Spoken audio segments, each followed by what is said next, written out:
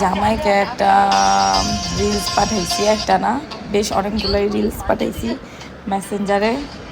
তো জামাই কোনটা দেখছে না দেখছে তো জানি না, হঠাৎ করে একটা রিলস আর কি এখানে বসে জিজ্ঞাসা করতেছি কি যে হচ্ছে এই রিলসটা কি, লাস্ট রিলসটা এটার কাহিনী কি বলো তো।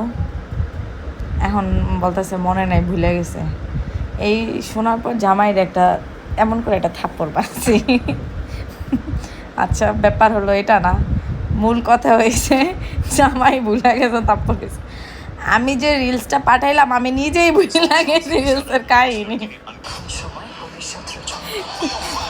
বুঝছো ব্যাপারটা?